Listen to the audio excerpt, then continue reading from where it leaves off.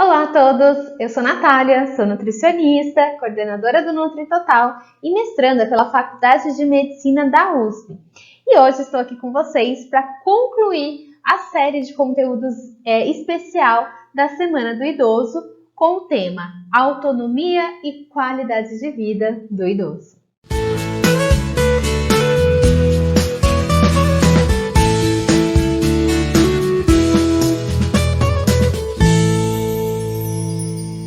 Vocês já viram nas aulas passadas que atualmente nós passamos por um importante processo de envelhecimento da população, acompanhado dos processos de transição demográfica, nutricional e epidemiológica.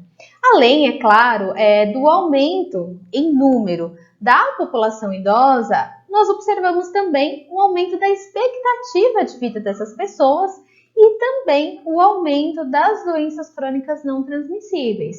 E dessa forma, nós aumentamos também a necessidade de preparo dos profissionais de saúde para cuidar dessa população.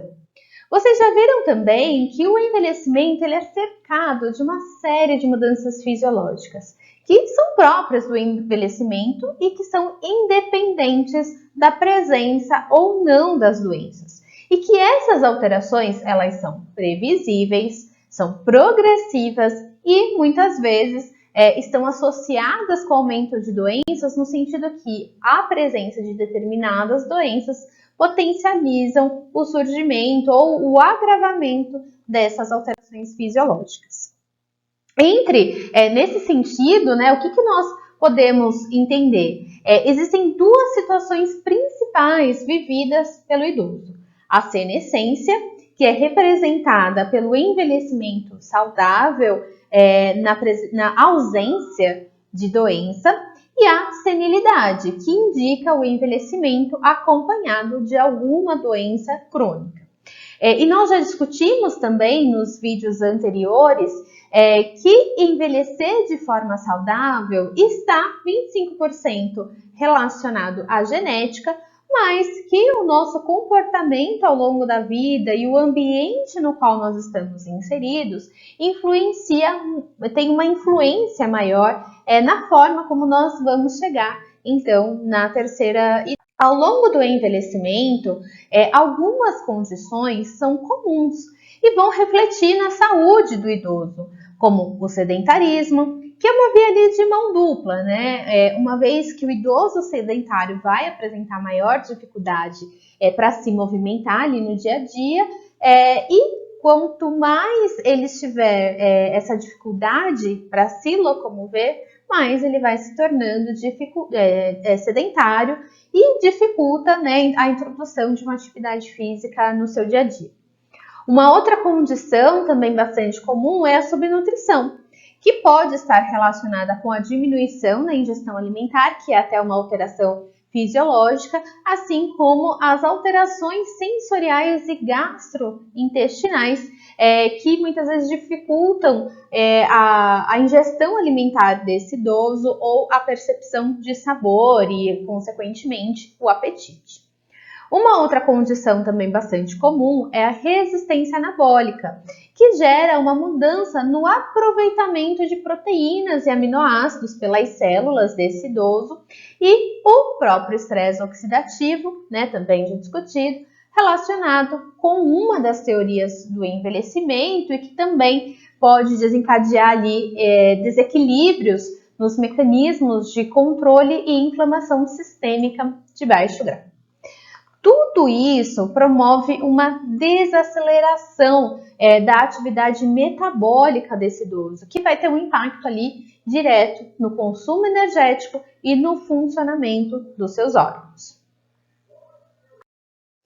Entre as alterações que nós observamos com o envelhecimento, eu chamo a atenção de vocês para as alterações de composição corporal, que vão estar relacionadas muitas vezes ao ganho de peso desse idoso, mas é um ganho de peso que vem acompanhado de aumento de gordura corporal e redução da massa muscular.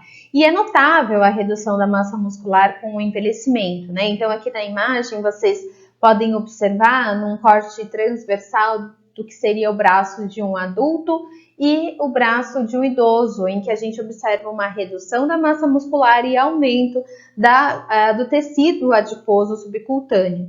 Né? E essa condição, ela acontece independente da presença de doenças em maior ou menor grau, dependendo das condições de vida desse idoso, e estão relacionadas muito à degradação, né, da proteína muscular e também à resistência anabólica que eu acabei de mencionar.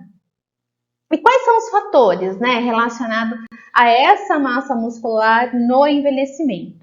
Então, primeiro, como já comentei também, existe a anorexia do envelhecimento. Então, as mudanças gastrointestinais ou de paladar desse idoso favorecem a diminuição do apetite. E com isso, ele passa a aceitar menos, uma quantidade menor de alimentos, diminui a ingestão calórica, mas a gente observa principalmente uma redução no consumo de alimentos fontes de proteína, no consumo proteico.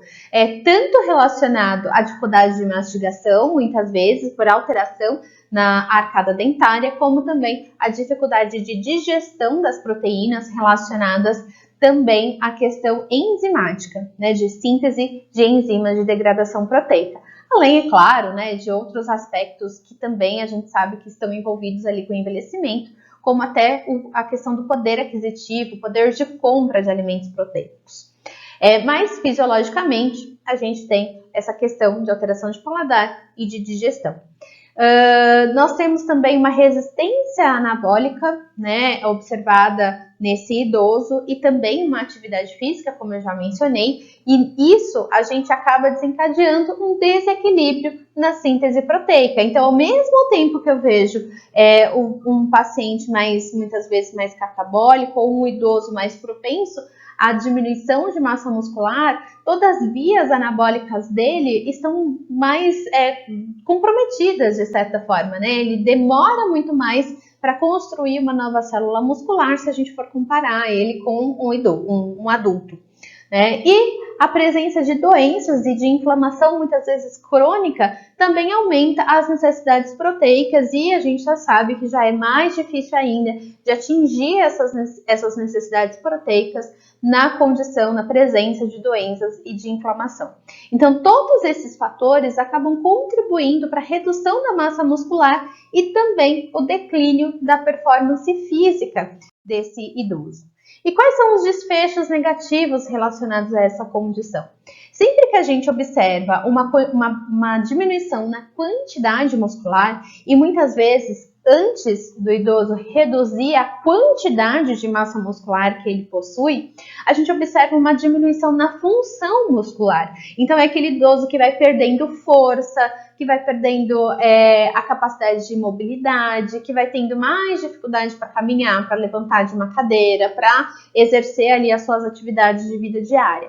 E quando a gente tem a combinação dessas duas questões, tanto a redução da quantidade da massa muscular como a redução da função muscular, a gente observa um maior risco de queda, de fragilidade, incapacidade física, redução da capacidade imunológica, maior morbidade e mortalidade, e também a gente observa isso em relação a algumas doenças que são muito frequentes entre os idosos, que é o diabetes e a síndrome metabólica.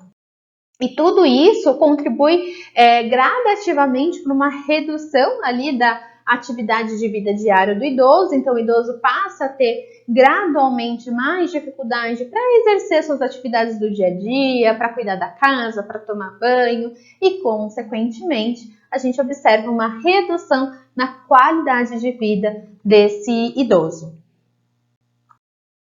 Mas o que é, né, essa atividade de vida diária que a gente tanto fala?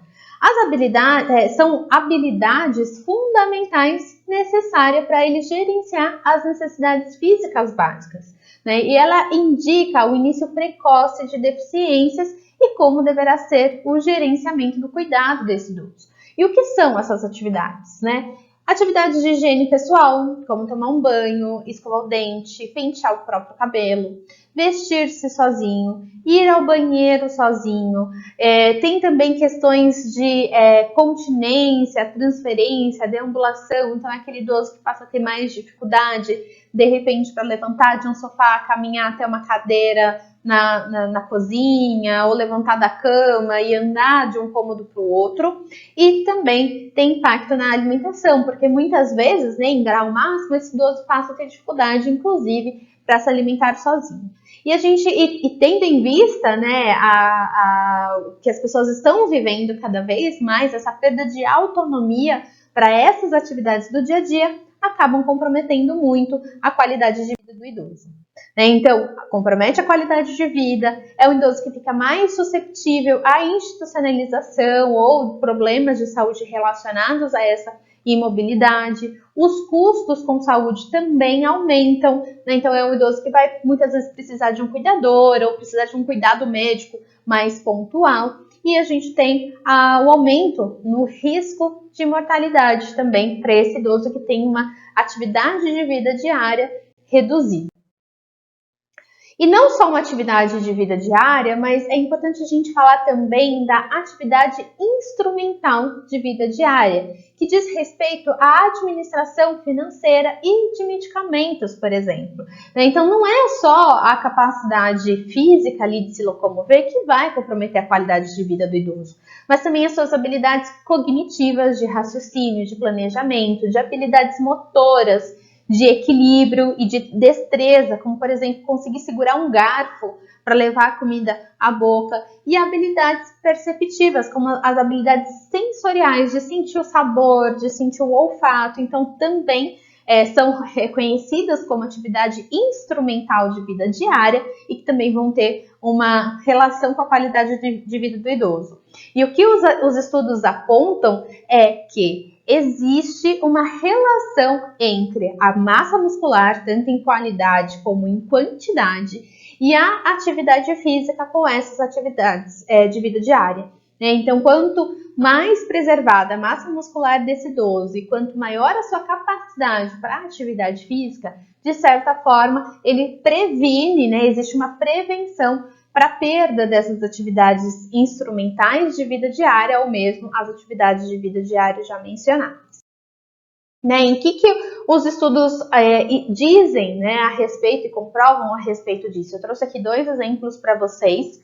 Um de um estudo que demonstrou que o aumento de qualidade muscular foi associado à probabilidade de reduzir quedas, né? E quando a gente reduz a quantidade de quedas, o idoso fica mais autônomo ali para suas atividades do dia a dia, e que os pacientes que caíam mais apresentavam menor equilíbrio, que é considerado uma atividade instrumental de vida diária. E nesse outro estudo, né, ele demonstrou que baixa massa muscular, baixa força de preensão manual, medida pelo FAN, né, força do aperto de mão, e baixo desempenho, que a gente avalia para aquele teste de caminhada simples, está relacionado a baixa atividade de vida diária e baixa atividade instrumental de vida diária, né? E que quanto mais baixo o equilíbrio daquele idoso, maior é o agravamento para as atividades de vida diária. E é fácil entender isso, né? O idoso que não tem uma capacidade de equilíbrio muito boa, como ele vai conseguir tomar um banho com segurança, né? Então é fácil a gente fazer essas associações com o dia a dia ali do idoso. Então, avaliar a massa muscular, né, ter as medidas musculares, são preditores de dependência para atividade de vida diária ou atividade instrumental na população idosa. Então, é importante a gente garantir que esse idoso tenha a sua massa muscular preservada. E como a gente faz, né? Quais são as intervenções que a gente pode conduzir com aquele idoso para que a gente consiga promover a melhora da atividade, das atividades de vida diária? Então, os estudos apontam que um adequado consumo de calorias e de proteína relacionado ali à síntese muscular melhora a função e aumenta a massa muscular, obviamente, aí a gente consegue prevenir o declínio dessas habilidades, né? E níveis moderados de atividade física com altas demandas mentais, físicas e sociais também traz aí maiores benefícios no desempenho físico das atividades de vida diária. Então, mostrando que não tem segredo, né? Para a gente conseguir garantir que o idoso envelheça com autonomia e qualidade de vida, preservando a sua capacidade para realizar as atividades de vida diária, a gente precisa investir em alimentação adequada, com consumo calórico adequado e consumo de proteína adequado, e também na prática regular de atividade física. E aí, essa é uma aula rápida, né? Então, para a gente concluir, o envelhecimento da população, ele é uma realidade e ele indica uma necessidade de preparo da nossa parte, né? Dos profissionais de saúde. Querendo ou não, daqui a 5, 10 anos, nós vamos atender muitos mais idosos do que nós atendemos hoje. Então, é importante que a gente conheça todas essas alterações, tudo que envolve o envelhecimento, tanto na senescência como na senilidade, para a gente saber conduzir os casos e saber tratar melhor aquele nosso paciente. As alterações fisiológicas, né, do envelhecimento, elas incluem mudanças na massa muscular e, consequentemente, no desempenho físico dos idosos. Portanto, né, todas as medidas de manutenção de massa muscular, elas devem ser apoiadas. As atividades de vida diária, elas têm uma grande importância na longevidade e na qualidade de vida dos idosos. Pensem em vocês, um idoso que envelhece de forma completamente autônoma, conseguindo conduzir a sua vida, administrar o seu dinheiro, administrar a sua casa, consegue realizar as atividades de autocuidado sozinhos, ele tem um envelhecimento, uma vida muito mais feliz e de qualidade, né? E a melhora na qualidade muscular, ela vai ter um impacto positivo e direto sobre o desempenho das atividades de vida diária desse idoso. E aqui eu ressalto que não adianta só cuidar do idoso, a gente tem que cuidar dos nossos pacientes de uma maneira geral, desde a infância, adolescência e na vida adulta, porque esse envelhecimento ele é gradual, né? E o que reflete muitas vezes o que esse idoso vai viver, né, depois dos 60 anos, é a vida que ele teve durante a infância, durante a adolescência e durante a vida adulta. Então eu deixo aqui um convite até para vocês mesmo, o que vocês estão fazendo hoje para vocês conseguirem envelhecer de maneira saudável e como vocês estão orientando os seus pacientes para que eles também alcancem um envelhecimento saudável, com qualidade de vida e a longevidade que todo mundo quer. Eu deixo aqui o meu muito obrigado a todos vocês que acompanharam os nossos conteúdos especiais da Semana do Idoso e, é claro, um convite para vocês se aprofundarem nesses assuntos e continuarem acompanhando os conteúdos do NutriTotal. Um abraço e até a próxima!